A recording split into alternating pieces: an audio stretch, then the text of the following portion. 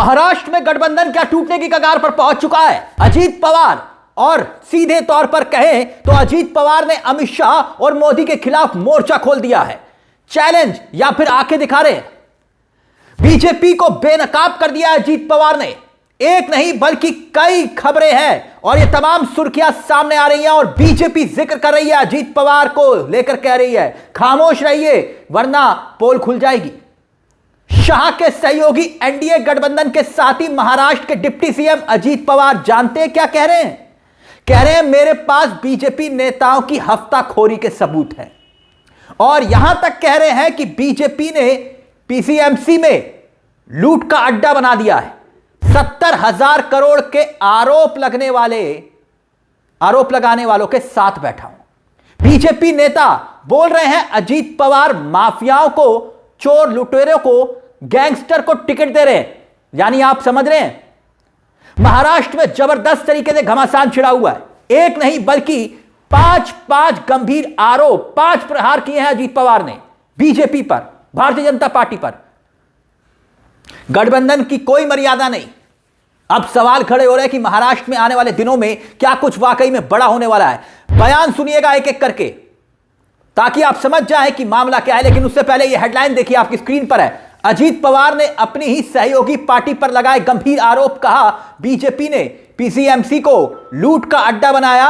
अब मामला क्या है पहले वो समझिए और फिर अजीत पवार के बीजेपी में वो 5 प्रहार, वो भी हम आपको दिखाएंगे एक एक करके। दरअसल मामला यह है कि महाराष्ट्र विधानसभा में महायुति के साथ रहने वाले अजीत पवार की जो पार्टी है एनसीपी, पिपरी चिनवाड़ के निकाय चुनाव में महायुति से अलग होकर चुनाव लड़ रही है।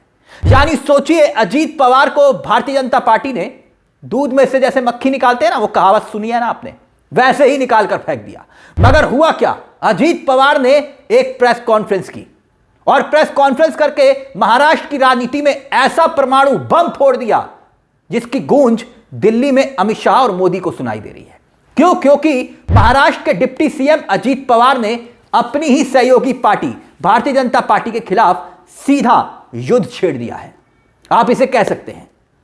यह कहते हुए कि बीजेपी पीसीएमसी को लूट का अड्डा बना चुकी है।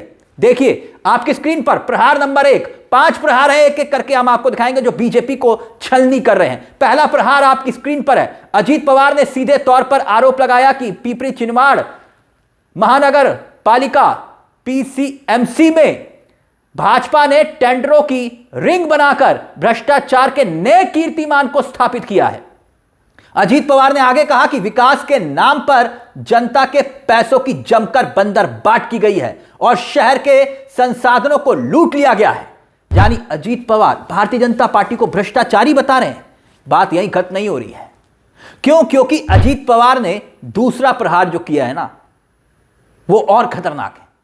क्योंकि अजीत पवार बोल रहे हैं मेरे पास हफ्ताखोरी के सबूत हैं, हफ्ताखोरी के। देखिए आपकी स्क्रीन पर यह प्रहार नंबर 2 है।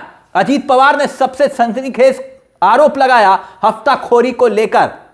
उन्होंने खुलेआम कहा कि भाजपा सरकार में हफ्ता वसूली करती है और इसके पुख्ता सबूत मेरे पास है। यह खबर लिखी हुई है जो हम दिखा रहे हैं आपको। सत्ता की मस्ती और नशा इनके सिर चढ़कर बोल रहा है। शहर में दिन दहाड़े लुटेरों की टोली घूम रही है और ये सारी खबरें छपी हुई हैं जो आप देख रहे हैं। आप सोचिए क्या चल रहा है महाराष्ट्र में। क्योंकि अजीत पवार तो बिना नाम लिए विधायक महेश लंगाड़े को उन पर वार कर रहे हैं। यानी बीजेपी के जो विधायक हैं, फडणवीस के खास माने जाते हैं महेश, उन पर सवाल उठा रहे हैं अजीत पवार। देखिए अब आगे क्या कुछ कह रहे हैं आपकी स्क्रीन पर। भाजपा विधायक महेश लंगेड़े की तरफ इशारा करते हुए उनकी संपत्ति पर सवाल उठाए और यहां पर अजीत पवार ने पूछा कि शहर के कुछ खास लोगों की प्रॉपर्टी अचानक कैसे बढ़ गई, यह बेहिसाब पैसा कहां से आया, इसकी जांच होनी चाहिए। मतलब आप समझ रहे हैं, पहले बोले ये भ्रष्टाचारी हैं, फिर बोले अजीत पवार मेरे पास प्रमाण है, सबूत है इनके भ्रष्टाचार के, और अब कह रहे हैं इतनी दौलत कहां से इकट्ठी की। अब 4 वार किए, 4 वार एक एक करके।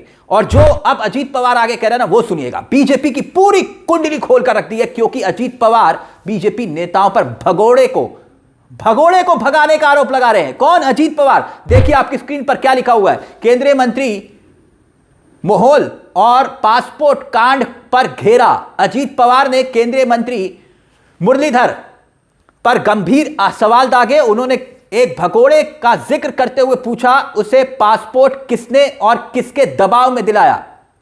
उसे विदेश भगाने में किसने मदद की? आगे लिखा हुआ है, वो सुरक्षा एजेंसियों को चकमा देकर फरार कैसे हुआ? अब इससे ज्यादा बीजेपी की बेइज्जती और क्या होगी? अब आप खुद ही बताइए कि गठबंधन का साथी अजीत पवार गठबंधन के साथी हैं और बीजेपी नेताओं पर भगोड़े को भगाने का आरोप लगा रहे हैं। और हां, एक बात और, अजीत पवार ने एक बात और बोली। उससे पता चलता है कि बीजेपी के साथ, मोदी और अमित शाह के साथ सत्ता में अजीत पवार क्यों बैठे हुए हैं। देखिए क्या लिखा हुआ है। लिखा है कि 70,000 करोड़ के आरोप लगाने वालों के साथ बैठा हूं। अब यह 70,000 करोड़ के घोटाले के आरोप किसने लगाए थे, यह तो पूरा देश जानता है। हमारे माननीय माननीय माननीय प्रधानमंत्री नरेंद्र मोदी जी ने भ्रष्टाचार को लेकर कहा था 70,000 करोड़। अब देखिए क्या लिखा है। अजीत पवार ने खुद पर लगे पुराने आरोपों का दर्द और तंज भी बयां किया। उन्होंने कहा कि मुझ पर 70,000 करोड़ के घोटाले के आरोप लगाए गए थे, लेकिन आज विडंबना देखिए कि मैं उन्हीं आरोप लगाने वालों के साथ सत्ता में बैठा हूं। यानी बात यहीं खत्म नहीं हो रही है।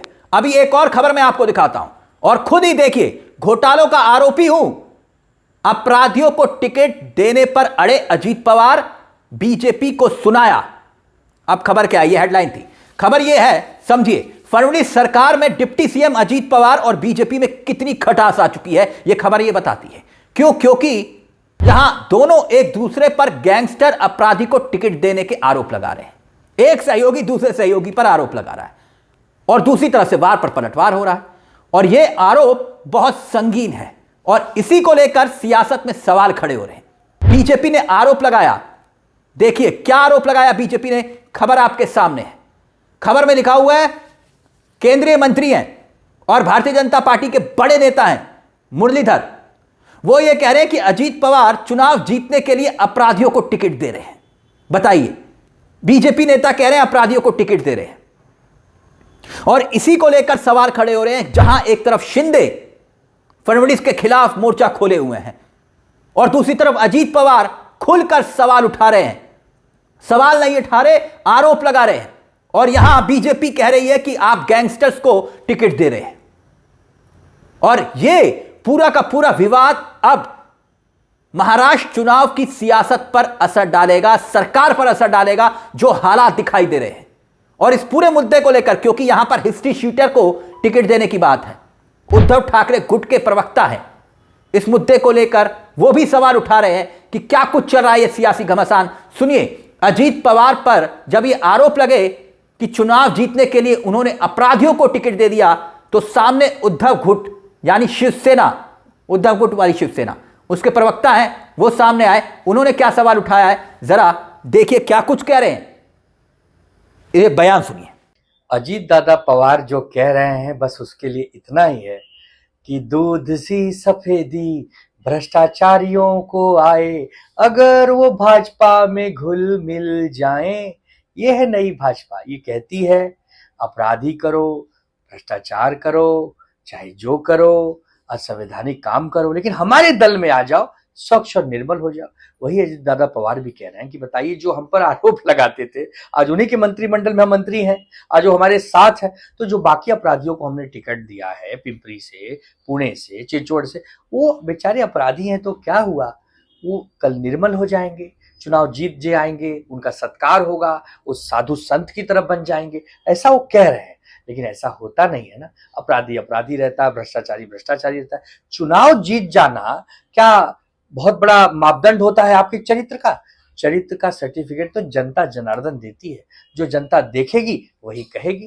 खैर अजीत दादा, अब आप नई टीम, नई पारी, नए खेल के मैदान में हैं, तो इसका मतलब आप सारे नियम ताक पर रखकर खेल खेलेंगे, ऐसा भी नहीं होता है। जनता सब देख रही है। अब सोचिए, जिस अंदाज में अजीत पवार बरस रहे हैं बीजेपी पर, उसने महायुति जो ये भारतीय जनता पार्टी है ना, शाह वाली एनसीपी, और दूसरी तरफ शिंदे वाली शिवसेना, भविष्य पर सवाल खड़ा हो गया है। यानी शिंदे पहले से ही फडणवीस से नाराज, दोनों एक दूसरे की लंका लगाने की बात करते हैं सार्वजनिक मंच पर। और अब अजीत पवार का यह अंदाज, इस मुद्दे को लेकर आपकी क्या राय है? क्या लगता है आपको कि अजीत पवार वाकई में सत्ता को छोड़ देंगे? लगता है आपको अब यह गठबंधन बचेगा या फिर टूटेगा? इस मुद्दे को लेकर अपनी राय हमें कमेंट बॉक्स में जरूर दीजिएगा। मुझे तिलक चावला को दीजिए इजाजत। एक छोटी सी दरख्वास्त, चैनल को सब्सक्राइब जरूर कर लीजिएगा। यह मंच आप ही का है जहां हम सिर्फ खबर नहीं दिखाते बल्कि खबर के पीछे की खबर भी बताते हैं। नमस्कार, जय हिंद, जय भारत।